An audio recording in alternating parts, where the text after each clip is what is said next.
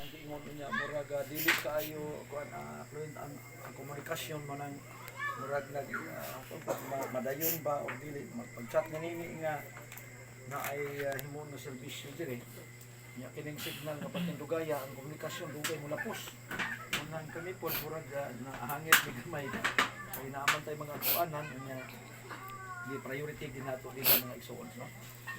So niining kagabhion makigsunan ni ata sa pagpamalandong ning solemni kay nga kahimtang tungod kay kining okasyon mga igsuon dili man gud ni para sa kalipay kun dili para malipay ang nagsubok, no?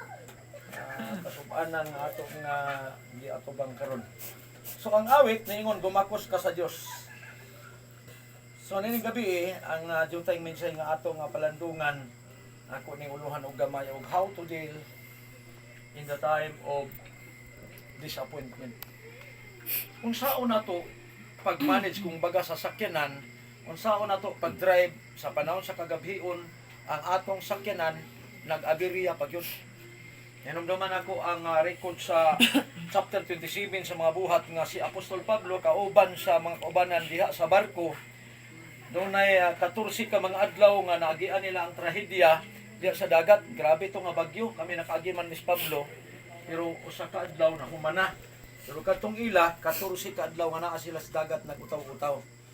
Muna ingon si Pablo, kay mga tao di naman mangaon, ingon si Pablo, kaon mo kay kung di mo mangaon, maluya mo, di pa ni mahuman ang trahedya, basig mawad-an mo kinabuhi.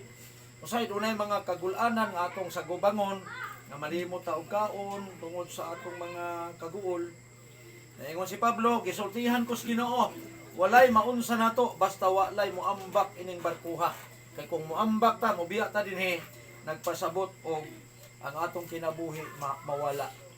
Una usahay samtang buhi pa ta, dunay mga problema nga atong masugatan sa kinabuhi.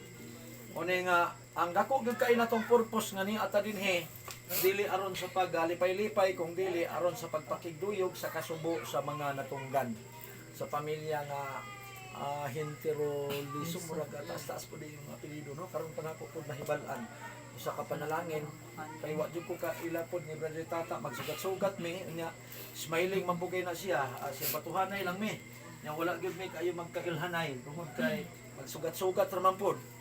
So mo ning nahimo usab nga usa ka panalangin kining mong hitabo mga igsuon. Ako ning giingon nga mahimong panalangin tungod kay ang kamatayon pod ni Dayumi nakapaaghat pod sa maong gihimo rong establishmento diha Sir Nabil nga himuon ang usa ka Bible service. Nila unsa man ni kanang groundbreaking gihapon pero naulahi lang, nalit lang. Nahinumduman tungod kay naay mga panghitabo nga sama niini. Unya kini siya perti gining sakita sa tong kasing-kasing labi na sa mga ginikanan.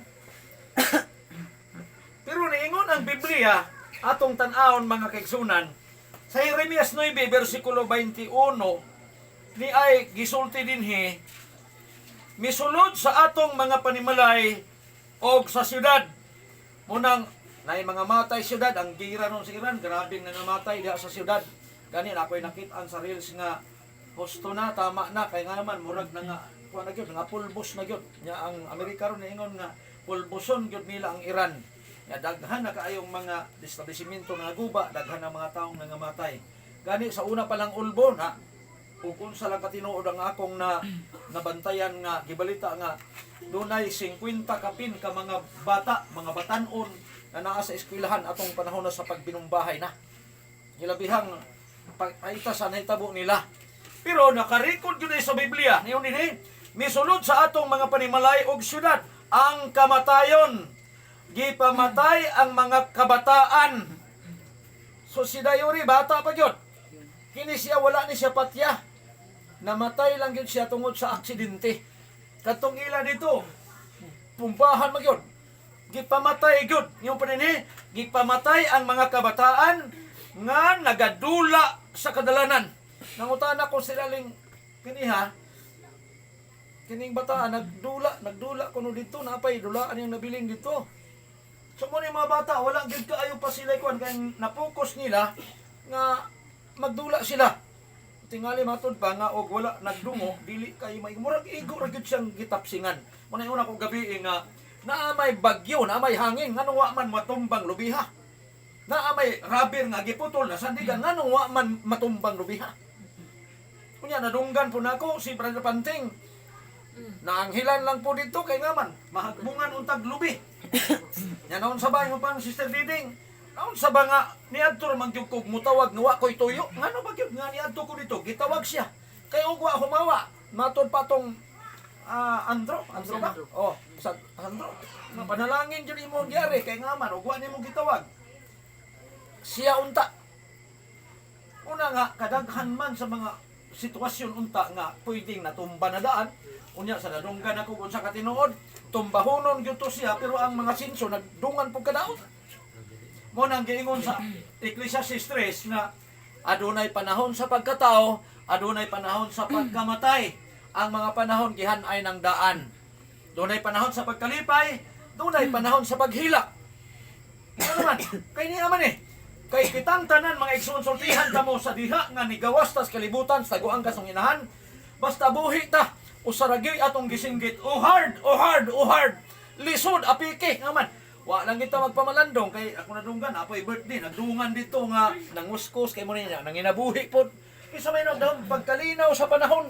Unya ni kalit lang ang lubi og katumba. Unya sa kadaghan nila dito si Dayuri ra gyud poy giigo. Yumi. Tan-aw na kung yang iganan. Yumi. Tapsing ra di po ningon Yumi. Ayuri tong magulang no. Murag na magka Wala sila pari-parihan lang sa words. oh, murag ko ano gud kay ang iyang pangalan murag Uni nga igo ra gyud. Unya ang bata pod ni Sir Aling murag hapit pod. Oh, nakadagan lang gyud og gamay. Una nga ang panahon gitakda sa Ginoo para gyud sa iya ha. Para gyud sa iya ha. Mo yung Solomon na dunay panahon sa pagkalipay, doon na po'y panahon sa paghilak. Unya, si Solomon miingon, usapod ni siya kapanalangin kay si Solomon nagpahinumdum pod mga igsuon. Dinhi sa sinulat sa magwawali, ang Ecclesiastes, nagkahulugan og magwawali. Dinhi mga igsuon, atong tan-awon ang iyang gisulti dinhi, Kapitulo 7, versikulo 4. Niingon dinhi, ang taong maalamon, nagahuna kanunay bahin sa kamatayon. Muna muanhi ganita dinhi mga igsuon ni namatyan mahimutang malamon. Lamang kung ang atong una-una nga niadto ta naguna-una ta kabahin ining namatyan. Pero muanhi ta nga unsa retong tuyo kita ra po inahibaw. Pero ang giingon ni Solomon malamon nga naghuna-huna ka bahin ini nganong niata kay ang atong tuyo mo comfort sa mga pamilya nga naas kasub-anan.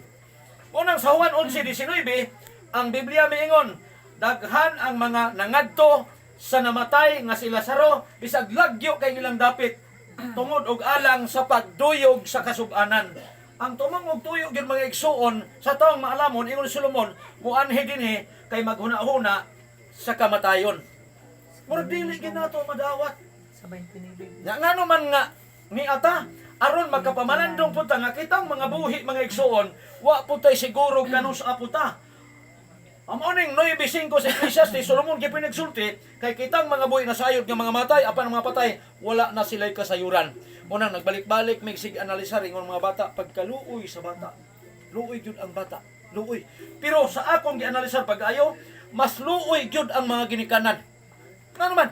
Kay mao may magbalong sa kasakit. Mabitaw nang iyon ako brad nga ako kung masugot lang ang Ginoo sa akong